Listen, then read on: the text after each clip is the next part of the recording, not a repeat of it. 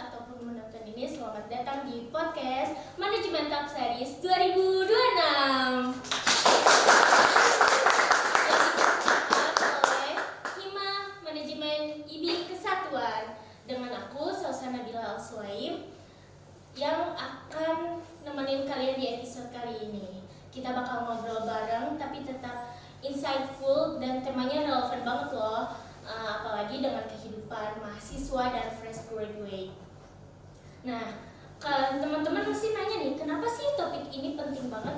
Karena di zaman sekarang dunia kerja berubah begitu cepat. Kayak misalnya kita baru nyaman nih sama satu skill, udah muncul teknologi digital baru, AI, sampai pola kerja yang fleksibel. Nah, dari itu kita kayak mikir IPK yang bagus itu nggak cukup ataupun sertifikat banyak. Jadi tetapi persaingannya pun makin meningkat, dan makin pentingnya lagi gimana orang lain menilai kita, apa yang kita bawa, dan gimana cara kita nunjukin konsisten diri kita. Nah, buat menjawab itu semua, kita kedatangan narasumber yang super inspiratif, menarik, dan pengalamannya nggak main-main loh. Halo Teh. Hai. Sebelum kita masuk nih ke obrolan yang lebih dalam lagi, boleh dong Teteh kenalan sama penonton kita di episode kali ini dan ceritain gimana sih perjalanan karir, latar belakang, atau kesibukan Teteh sekarang. Oke. Halo teman-teman semuanya, perkenalkan nama gue Eka Supriyanti, biasa dipanggil Eka. Aku lulusan dari Ilmu Komunikasi Universitas Pakuan dengan konsentrasi humas, yang dimana sekarang kesibukanku adalah bekerja ya tentunya.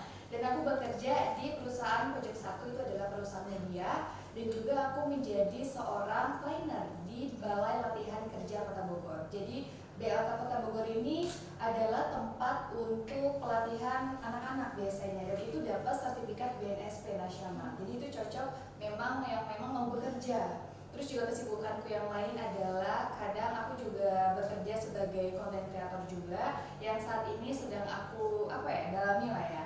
Terus juga aku menjadi seorang MC juga kebetulan, MC, moderator, jadi talent, atau bahkan model. Paling kesibukannya adalah selalu ya kita bekerja ya, mencari cuan-cuan. Seperti itu. Oke, keren banget ya dari perjalanan ataupun cerita yang udah Teh Eka tadi sampaikan. Kalau misalnya boleh tanya nih, apa sih momen yang paling berkesan kayak atau titik balik gitu bikin Teh Eka mikir, oh ini jalan yang mau aku tekunin. Oke. Jadi ini sebenarnya ada sedikit cerita lah ya sebelum aku masuk kuliah. Jadi waktu pada saat SD, SMP, atau bahkan SMK, dulu tuh aku belum menemukan passion aku tuh di mana. Kan biasanya tuh orang-orang udah banyak yang memang nemuin bakatnya dari kecil, kayak misalkan entah nyanyi atau bahkan lagi jaipong biasanya ya kan. Nah aku pada saat itu masih memikirkan hal-hal yang aku tuh bakatnya di bidang apa sih. Nah pada saat itu akhirnya karena ada suatu tragedi kali ya, atau bahkan kejadian yang memang gak menyenangkan banget yang terjadi dalam diri aku. Jadi pada saat itu kan aku sekolahnya SMK, aku ada kerja kelompok untuk untuk datang ke dinas-dinas yang ada di Kabupaten Bogor. Kita berkelompok dan sebagian orang itu memang harus keluar dalam artian untuk survei dinasnya, sebagian itu di kelas.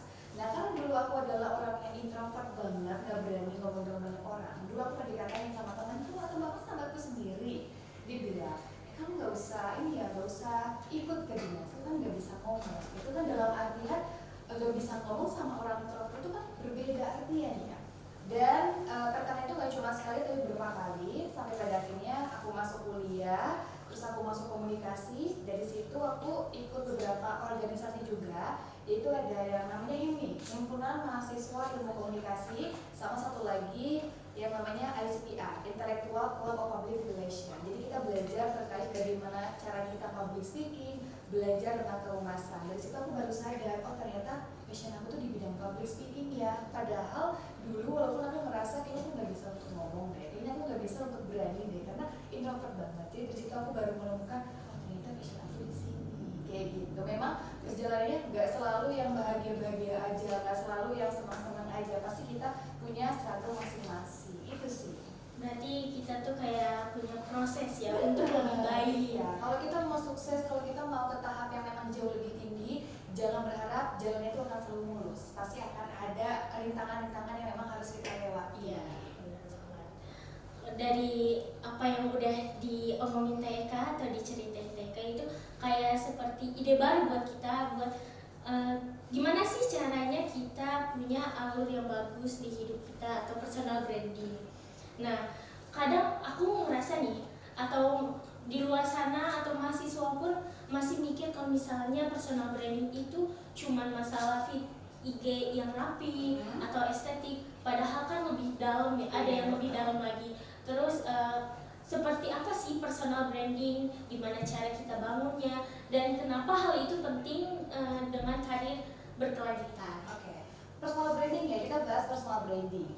By the way, dulu aku karena masuk SPR, aku juga belajar terkait soal personal branding. Tapi awal-awal tuh aku belum paham personal branding itu apa. Aku pahamnya tuh apa ya? Secara sederhananya personal branding adalah bagaimana orang mau mempersepsikan diri kita.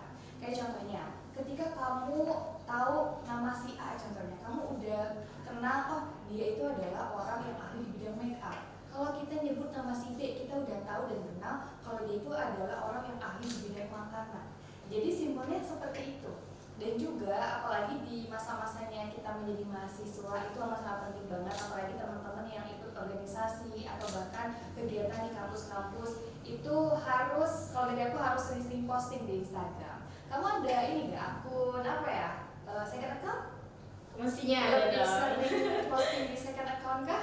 Iya, masih. Foto profil ada nggak foto profil? Foto profil Yang di ada. Instagram pertama, Instagram yang kedua gitu ada dua-duanya. Ada. Tapi postingan di Instagram pertama ada atau kosong kah? Ada sih beberapa, nggak kosong Tapi banget. lebih banyaknya di second account. Iya. Itu yang perlu dirubah. Iya. Aku nggak punya second account. Biasanya kalau upload sesuatu hal yang mungkin bersifat rahasia kali ya, biasanya aku masukinnya close friend. Nah memang di lingkup teman-temanku juga banyak yang menggunakan second account. Itu sebenarnya nggak masalah ya. Tapi kalau kita memang mau ngebangun branding, kita harus aktif banget di sosial media kita, terutama di Instagram yang utama. Karena kenapa yang tadi juga kamu bilang, kita kalau ngebangun personal branding itu nggak hanya melihat dari feed yang rapi, yang estetik. Percuma di postingan kita fotonya bagus-bagus, entah foto yang luar negeri atau foto yang lagi apa ya di hutan di alam lah segala macam, atau lagi jalan-jalan segala macam gitu kan, yang bagus banget yang udah edit. Tapi kalau di dalamnya nggak ada value, itu bukan disebut personal branding. Jadi personal branding itu bukan cuma sekedar estetik atau bahkan bagusnya postingan, tapi yang harus ada value. Kita tuh ngasih apa ke orang lain? Ada isinya. Ada isinya, iya. Kamu kan intinya kayak misalnya kamu posting foto-foto, terus yang kamu kasih ke orang lain apa dari foto itu? Gak ada kan? Gak Kalau ada. cuma sekedar foto aja. Iya. Kecuali ada kalau dalam bidang content creator itu, kalau kita mau ngupload beberapa foto, itu disebut dengan carousel. Jadi ada beberapa slide, teman-teman juga pasti pernah melihat ya, beberapa slide yang dimana di depannya itu ada tips and trick apa, nah itu ada value-nya. Begitupun video, kita nggak masalah untuk bikin video yang kayak nyanyi, lip sync segala macam. Tapi kalau kita mau mulai membangun personal branding, harus ada value yang dikasih untuk orang lain. Gitu sih. Jadi untuk personal branding di media sosial tuh nggak cuma posting doang, tapi kita tahu isi apa yang bermakna, Iya. feedback dari Betul. kitanya untuk mereka. Dan juga ada tambahan lagi, jadi selain dari kita sering posting-posting kayak teman-teman gitu kan, mahasiswa himpunan dan segala macamnya, seringlah posting-posting entah foto atau bahkan video. Walaupun misalkan, tapi aku belum kerja, aku belum ada pengalaman yang gimana-gimana, nggak apa-apa, posting aja dulu. Nah kalau kita udah konsisten posting, jangan lupa juga untuk kita harus pakai foto profil yang memang lebih siap banget. Jangan sampai kita pasang foto profil yang menghadap itu menghadap belakang. Apa yang orang mau lihat dari kita ya kan? Apalagi Instagramnya di private. Jadi buat teman-teman yang Instagramnya masih di private ya, kalau mau ngebangun branding, buka lah, jangan di private. Apa kamu masih di private Instagramnya? Enggak. Nah kalau untuk foto-fotonya yang memang masih menghadap belakang atau bahkan mukanya setengah atau bahkan bukan pakai foto kita, gantilah fotonya dari sekarang. Terus juga kalau dalam personal branding itu kita harus merapikan yang namanya bio Instagram. Jadi kalau misalkan kamu searching nama Instagramku, belum ngebuka Instagramku ya, baru searching aja misalkan Eka Supriyanti atau Eka SMTI. Di situ udah ada yang namanya kata kunci. Nanti kalau kamu lihat ya, jadi Eka Supriyanti garis panjang terus ada public speaker atau trainer. Nah itu sebagai kata kuncinya. Jadi nanti ketika ada kita mutualan sama orang, ketika orang belum buka Instagram kita, mereka udah tahu gitu loh. Oh ternyata si A ini tuh ahli di bidang ini ya. Barulah ketika orang ini ngebuka Instagram kita, lebih rincinya lagi, lebih lengkapnya lagi ada di bio Instagram untuk melengkapi kayak kita ini tuh public speaker di bidang apa, trainer di bidang apa, atau bahkan kita punya prestasi lain bisa dicantumkan di bio Instagramnya juga. Jadi bio Instagram itu jangan cuma sekedar apa ya, quotes gitu loh, atau bahkan emoticon biasa. Jadi perlu untuk disambungkan dengan prestasi kita. Misalnya kamu pernah juara di lomba apa, bisa untuk sambungkan di bio Instagram. Supaya apa? Supaya orang percaya, oh ternyata kamu punya pengalaman di bidang ini ya. Gitu sih. Dan IG-nya bisa jadi kayak daya tarik untuk Betul. sebuah orang atau Iya. perusahaan yang mau ngerti kita Betul, gitu. lebih profesional juga. Iya. Jadi kalau misalkan ada brand yang memang brand skincare deh contohnya ya, mereka mau merekrut atau bahkan mau endorse influencer yang memang di bidang make up atau bahkan skincare, otomatis mereka juga harus ngeliat juga postingannya beneran skincare kah atau bahkan make up kah enggak. Kecuali mereka nggak mungkin untuk endorse orang skincare gitu kan, tapi postingannya malah masak-masak, postingannya malah hal yang di luar dari skincare gitu. Jadi harus sesuai. Jadi kalau misalkan bio kita jelas, postingan kita jelas, antara bio dan postingan gitu kan seimbang, itu akan memudahkan brand untuk kolaborasi sama kita atau bahkan untuk ngajak kerja sama kita. Jadi harus sesuai. Jangan sampai di bio Instagramnya kita bilang food vlogger contohnya, tapi di feed Instagramnya malah skincare. Itu kan agak beda ya. Jadi brand juga yang mau ngajak kerjasama juga akan bingung ini masuknya tuh ke bidang apa gitu.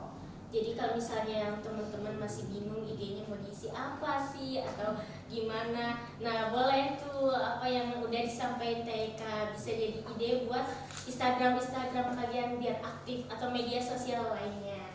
Sebelum lanjut, buat Akang Teteh yang nonton jangan lupa tulis komentar kalian yang menurut kalian menarik nih dari obrolan kita berdua ini, dan mestinya ada satu pemenang yang bakal kita umumin di IG Hima Manajemen. Baik, Teh, lanjut lagi nih. Ada 2 pertanyaan yang udah panitia siapkan. Yang pertama, masih banyak mahasiswa yang merasa belum punya pencapaian cukup untuk membangun si personal branding ini. Dan gimana sih cara kita memulainya? Terus yang kedua, gimana cara memastikan si personal brandingnya ini kita bangun dengan benar, gak yang cuma FOMO atau hanya untuk sekedar ditampilkan. Berarti yang pertama dimulai dari mana ya? Kalau teman-teman belum ada pengalaman bekerja atau misalnya magang deh, organisasi itu kan adalah bagian pengalamannya juga ya Kang. Itu bisa posting-posting dulu, karena ceritaku dulu pada saat pas masa kuliah, sebelum aku waktu itu aktif menjadi seorang master of ceremony, aktif menjadi moderator, dulu aku posting-posting aja dulu kegiatan aku masuk himpunan, kegiatan aku ketika misalkan diundang di acara apa. Nah dari postingan-postingan itu, padahal dulu aku belum belajar terkait personal branding, tapi memang hal yang ketidaksengajaan kali ya yang membawa keberkahan gitu akhirnya. Barulah dari situ kita mulai fokus, kayak aku tuh mau fokus personal brandingnya itu di bidang apa ya, karena kan kalau misalkan kita mungkin banyak kebiasaan, kayak misalkan kamu bisa masak, kamu bisa make up, bisa apa lagi? Bisa nari jaipong. Nari jaipong bisa, Iya. itu kan banyak kebiasaan ya kan. Nah kalau kita mau ngebangun branding, kita harus tonjolkan satu aja. Kayak misalkan dari kamu bisa skincare, make up, terus bisa masak, bisa tari jaipong. Kalau kamu mau ngebangun personal branding, kamu mau apa? Pilih salah satunya, mau ditonjolkan yang bagian apa? Organisasi sih. Organisasi. Iya. Aktivis gitu lah ya. Iya, Nah, benar. jadi dari penyajian yang kita harus menonjolkan satu, karena apa? Karena tadi berpengaruh ke nanti pada saat brand itu berkolaborasi atau bahkan ketika ada perusahaan-perusahaan yang mengundang kita. Kayak contohnya waktu itu aku masih pakai cara yang memang manual, jadi ini lebih ke cara skripsi kuantitatif kalau nggak salah, dari umum ke khusus. Jadi waktu itu dari lingkup kuliah deh ya. Jadi waktu di kampus itu otomatis ya anak-anaknya juga pasti banyak ya. Dan terus aku semakin, kita bayangin segitiga terbalik ya, jadi dari umum ke khusus, jadi dari lebar dulu baru mengerucut ke bawah. Jadi dari banyaknya mahasiswa, apa nih yang menjadi pembeda aku? Nah, yang menjadi pembeda pada saat itu aku mengurasnya, aku adalah jurusan komunikasi. Nah, di jurusan komunikasi otomatis pasti hanya beberapa orang gitu kan, gak yang seluas tingkat universitas. Nah, dari situ otomatis masih banyak kesamaan aku dengan orang lain. Nah, dari situ aku harus mengerucutkan lagi kira-kira pembedanya apa. Pada saat itu aku memang ikut lomba juga, lomba pageant kebetulan. Aku itu di tahun 2023 ikut acara Putra Putri Bahari Jawa Barat 2023. Terus juga jadi Putra Putri Budaya Indonesia 2023. Dari situ kan udah ada pembeda yang memang semakin mengerucut. Nah, dari situ dan dari lingkup kampusku atau bahkan fakultas gitu kan yang memang ikut pageant itu gak cuma aku aja, tapi memang ada beberapa walaupun acara pageantnya itu berbeda. Nah, dari situ kan masih ada kesamaan nih dengan orang lain ya kan, jadi aku harus lebih mengerucutkan lagi kira-kira apa nih yang menjadi titik perbedaannya supaya nggak ada yang sama banget.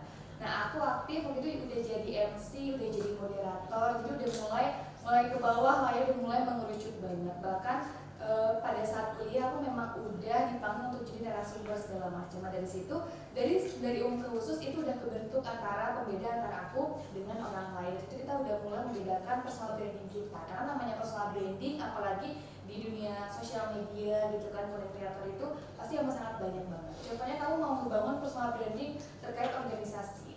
Jangankan di luar, di lingkup teman-teman kamu yang ada di sini pasti sama kan, pasti banyak. Kira-kira yang membedain kamu dengan yang lain itu apa? Kamu harus cari tahu pembedanya itu apa. Misalkan kamu adalah mahasiswa yang aktif organisasi, tapi kamu juga sering ngisi narasumber di luar-luar kayak gitu, itu kan bisa menjadi pembedanya.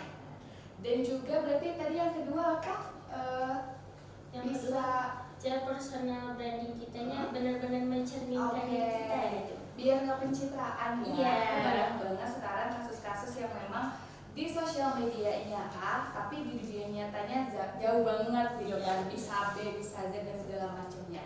Nah, aku ketika ngisi materi atau bahkan ngisi pelatihan di BLK terkait soal personal branding, kita harus tahu dulu apa yang kita suka dan apa yang kita kuasai, dua hal itu. Jadi kalau masuk ke pencitraan, kita nggak benar-benar suka. Contohnya gini, aku suka ngomong terus, yapping kali ya, sesuai bahasa anak sekarang gitu kan.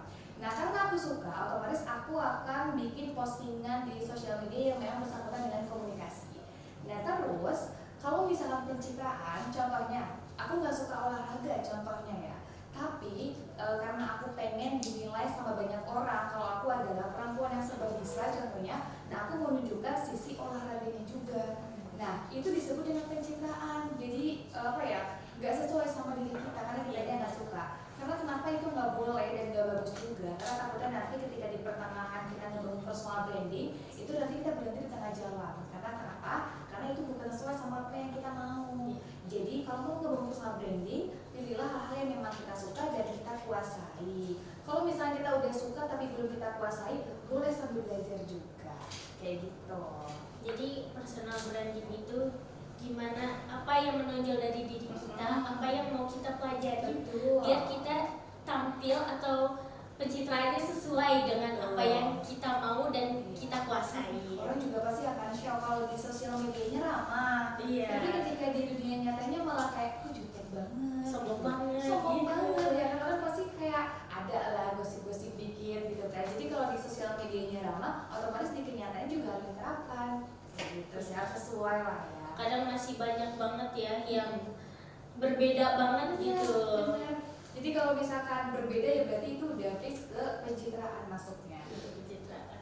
Jadi buat teman-teman nih, kalau misalnya pengen personal branding atau IG yang bagus, itu sesuai dengan minat kita atau apa yang lagi kita pelajarin, gak yang cuman hanya untuk tampilin. Karena kalau misalnya untuk yang kita tampilin doang, mesti impactnya ke kita. Kayak misalnya aku nggak suka olahraga gitu, saya kan nggak suka olahraga, tapi kita nunjukin kalau misalnya kita sering olahraga. Nah, di kemudian hari atau bulan kitanya udah malas, nggak pernah upload lagi, capek kerja kayak mana sempet olahraga. Iya, kayak udah malas gitu. Jadi gak sesuai apa yang kita mau dan kita suka. Nah, jadi selanjutnya menurut Teh Eka sendiri nih, personal branding ngaruh gak sih dalam perkembangan karir berkelanjutan? Dan sebenarnya apa sih personal branding? Sepengaruh apa gitu? Kayak misalnya kita mau kerja yang berkelanjutan, apa yang paling berpengaruh dari personal branding itu? Dan stay tune di episode selanjutnya. M Talks, ngobrol bareng